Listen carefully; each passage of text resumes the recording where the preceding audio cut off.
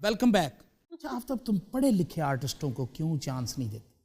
सारे के सारे गबी इंसान, सही बात, सारे कुछ नहीं पता, तालीम याफ्ता लोग। देखिए पढ़े लिखे जब आर्टिस्ट होंगे, पढ़ी लिखी बात होगी, आप भी थोड़े बहुत पढ़े लिखे हैं, चले उस हिसाब से मैं चाहता हूं कि इसी लेवल के आर्टिस्ट हों, तो जाहिर बात है कि शो का मोराल जो है वो और ज्यादा। तू कर इस काम में जाए नहीं तो तेरे वर्गे हलीम कोट देने 2-2 घंटे। पहली बात तो मैं आपको ये बता दूं कि हलीम नहीं लहीम होता है। समझे मेरी बात? वो खाने वाली एक चीज है, याद है? नहीं, ये बड़ी सही करेक्शन किया।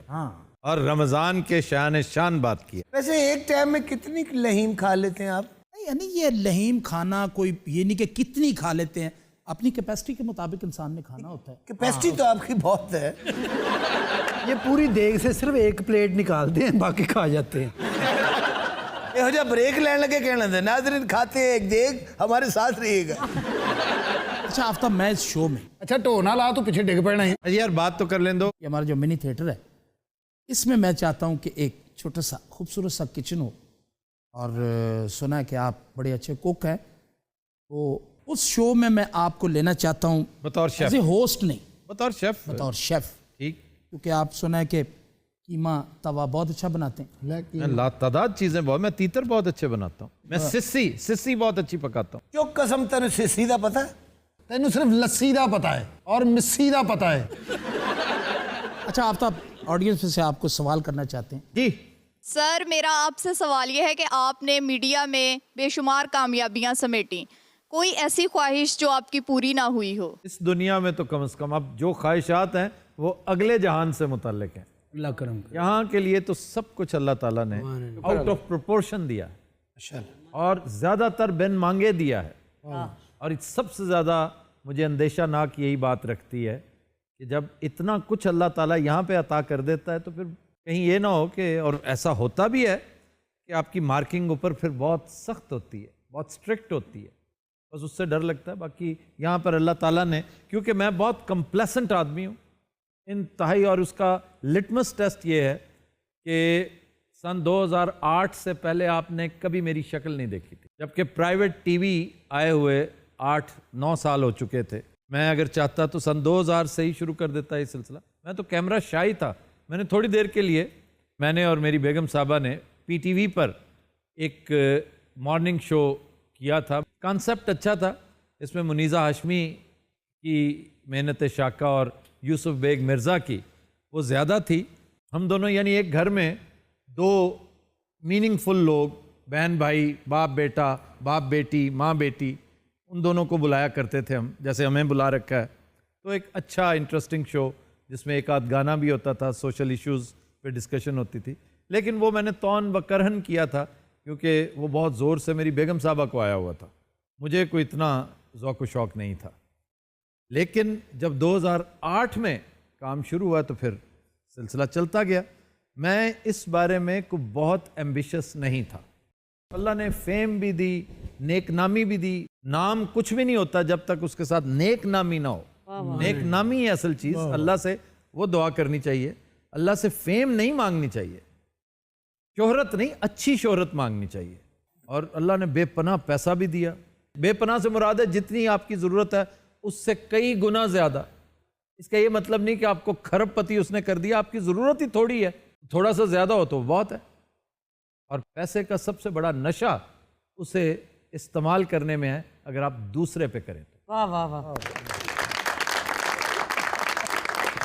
तो साहब, आपकी कोई ऐसी ख्वाहिश जो पूरी हो गई हो? अल्हम्दुलिल्लाह मेरी बहुत सी ख्वाहिशें मेरे अल्लाह पाक ने मेरी पूरी की हैं। इतना बड़ा शो कर रहा हूँ, ये भाई साहब तो रिटायर होने वाले हैं, उसके बाद मैं ही हूँ। अमानुल्लाह साहब की बात कर रहे हैं? मेरी बात कर रहे हैं। मैं रिटायरमेंट तलब कर रहा हूँ, मैं दरख्वास्त कर रहा हूँ अपनी टीम से, अपनी कंपनी से।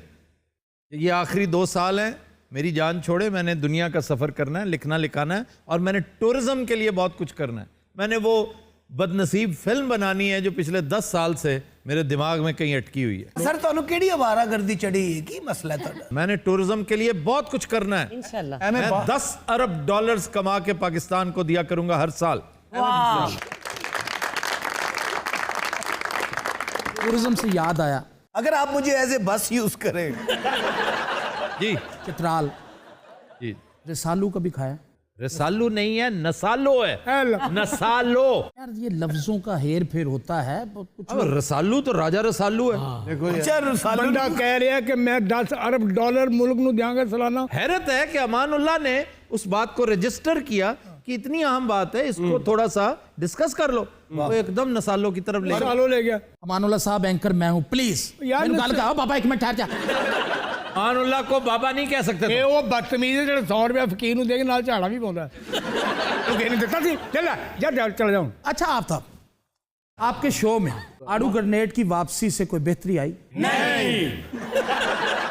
ये सिर्फ आपकी खुंदकबाजी में मैं कह रहे हैं। आपसे बात कर रहा हूँ, खुंदक शुंदक मुझे नहीं बतानी, सिर्फ मैं बात कर रहा हूँ टू द पॉइंट। मैंने स्टार्ट में कहा क्रिस्पी बात करनी। आड़ू ग्रेनेड की वापसी से इस शो में कोई तब्दीली आई? तब्दीली आई। एक वजनी शो हो गया, अच्छा जो इसके वेट में इजाफा हुआ। ਪੁਰਾਣੀਆਂ ਸਟੇਸ਼ਨਾਂ ਦੇ ਇਹੋ ਜਿਹੇ ਗਿੱਟੇ न ਲੱਗੇ ਹੁੰਦੇ ਨੇ।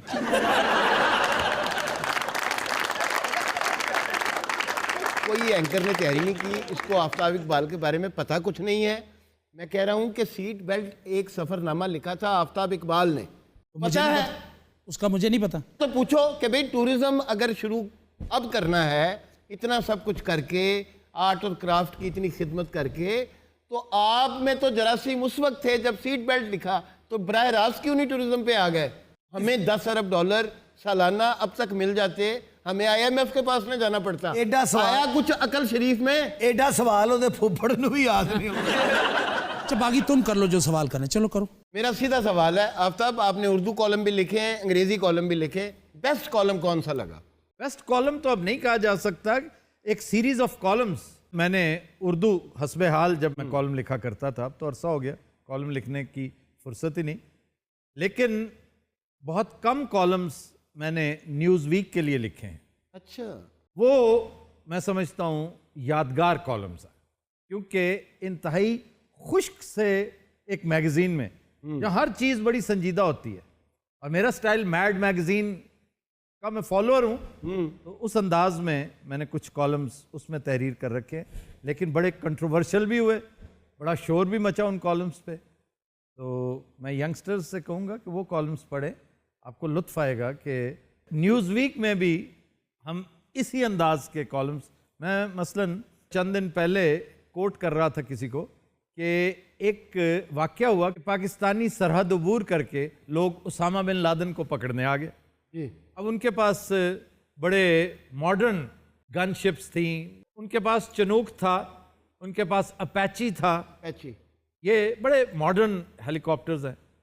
तो किसी सहाफ़ी ने पूछा अपने एयर मार्शल से कि जी हमें पता ही नहीं चला, हमारे रडार्स में आया ही कुछ नहीं कि वो इतने करीब से गुजर के आपके वो उस कॉम्प्लेक्स तक पहुंच गए, और उसके बाहर उन्होंने हेलीकॉप्टर्स लैंड करवाए जिस कॉम्प्लेक्स में एबटाबाद के अंदर मौसूफ थे। तो कहने लगे कि हमारे रडार्स बहुत पुराने हैं, इसलिए ये मॉडर्न मशीन्स हमारे रडार में नहीं आई। तो मुझे बहुत दुख हुआ सुन के कि हम तो इतना पैसा खर्च करते हैं इन सारी चीज़ों पर। मेरे एक कॉलम का उन्वान था raiders of the lost ark, raiders of the lost ark से raiders of the lost ark. उस पर जनरल कियानी साहब बड़े बरहम हुए थे। तो ये कमाल होता है मज़ेदार बात का कि आप गॉसिप भी लिखें, लेकिन ऐसी हो कि दूसरे के दिल पे लगे कि यार ये क्या बात हुई। तो अब क्या प्राउड हो गए हो कि कॉलम नहीं लिखते? नहीं, मेरे पास टाइम नहीं, वरना कॉलम लिखना तो ऐसे ही है जैसे आप स्टेज पे जाते हैं, आप मर रहे होते हैं स्टेज पे जाने के लिए क्योंकि आपको बहुत पसंद है। आपको पता है उस दौर में जिन 2 लोगों ने इस मामले में मदद की थी, वो इस वक्त अमेरिका में गुलशर्रे उड़ा रहे हैं। जी, वो 2 तो उड़ा रहे हैं, लेकिन कुछ यहाँ पे भी हैं। मैं उनकी बात नहीं करता जी, उसका मुझे जवाब। पता है, आप ज़्यादा डिटेल में ना जाइए, लेकिन जितने गुलछर्रे उनकी किस्मत में हैं उन्हें उड़ा लेने दीजिए। अल्टीमेटली बकरे की माँ तब तक खैर मनाएगी। ਅੱਛਾ ਵੱਡੀਆਂ ਵੱਡੀਆਂ ਫੈਮਲੀਆਂ, ਵੱਡੀਆਂ ਵੱਡੀਆਂ ਫੈਕਟਰੀਆਂ ਦੇ ਮਾਲਕ ਇਹੋ ਜਿਹੇ ਬੱਚੇ ਨੂੰ ਕੋਠੀ 'ਚ ਕਹਿਣ ਦੇ ਲੋਕਾਂ ਨੂੰ, ਇਹਦੇ ਸਦਕੇ ਹੀ ਸਾਰਾ कुछ अल्लाह ने ਦਿੱਤਾ। गोया आपके ख्याल में ये सादत हसन मंटो का वो कैरेक्टर है कमाऊ पूत, याद है उसका बड़ा मशहूर अफसाना कमाऊ पूत? जी वो तो जो इशारा, अपाहज होता है, अपाहज, उसको लिबर्टी मार्केट के बाहर फेंक जाती है उसकी माँ। शाम को वो देखने आती है कि किसी ने इस बदनसीब को कोई रोटी का एक लुकमा भी दिया है कि नहीं, तो देखती है कोई रुपयों का ढेर लगा हुआ है उसके इर्द गिर्द। वो फिर 7 कोठियां बनाते हैं माँ बाप उसके, अपनी 7 बेटियां ब्याहते हैं, और उसको कमाऊ पूत कहते हैं। ਇਹ ਵੀ ਕਮਾਊ ਪੋਤਾ ਜੀ, ਇਹਦੇ ਘਰ ਦੇ ਇਹਨੂੰ ਸਟੇਡੀਅਮ 'ਚ ਸੁੱਟ ਜਾਂਦੇ ਸੀ। तो आके देखते सर वापसी से नान ही नान पाए होते थे। अच्छा आप तब सुना तुम एक कूड़ आदमी हो, रमजान में भी एक्सरसाइज करते हो। रमजान में एक्सरसाइज करना कूड़पना है? ਤੋਬਾ ओ बेवकूफ, इससे ज्यादा खूबसूरत मौका कोई नहीं है। और खाली पेट यार रोजा लगता है बंदे दा बेड़ा गर्क हो जाता है। ਆ ਤੂੰ ਸ਼ੋਧਾ ਹੈ, ਤੇਰਾ ਹਰ ਚੀਜ਼ ਨੂੰ ਦਿਲ ਕਰਦਾ ਬਹੁਤਾ। यही तो वक्त होता है बर्दाश्त का, तज़किया इसी को कहते हैं कि जब दिल करता है ना अपने आप को कंट्रोल में, ये दिल ही है जिसको कंट्रोल कर ले। जिस दिन आपने अपना दिल कंट्रोल कर लिया, ਦਿਲ मैं किया है, बात हो रही थी एक्सरसाइज की, रोजे की। रोजा लगना चाहिए, रोजा लगवाना तो नहीं चाहिए। लगवाना क्या ये आप खुद ये एक्सरसाइज भाई, भाग जो भोग के- मसलन मैं स्विमिंग करता हूँ रोजे में नहीं कर सकता। मेरा बुरा असर है कि मैं स्विमिंग को मिस करता हूँ, लेकिन कर रोजा रख के आप स्विमिंग कर ही नहीं सकते। और उसमें आपको पता है कि रोजा टूटने का खदशा होता है। उसमें 99.9% रोजा टूटता है।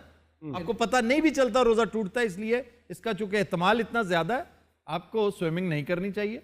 आप हल्की फुल्की वेट ट्रेनिंग करें, आप अच्छी सी कोई चीज लगा लें, रोफ क्लासरा की गुफ्तगू लगा लें और ट्रेडमिल पे चढ़ दें और मजा भी करें, एंजॉय ना भी करें। ट्रेडमिल दी समझ आवे ना ओदी गुफ्तगू दी आवे। नहीं नहीं नहीं, उसकी तो बड़ी मजेदार गुफ्तगू होती है। ਬ੍ਰਿਟਿਸ਼ ਕਰੰਸੀ ਲਈ ਨਾ ਉਹਦੇ ਉੱਤੇ ਇਹੋ ਜਿਹੀ ਡਰੀ ਫੋਟੋ ਹੁੰਦੀ ਇੱਕ।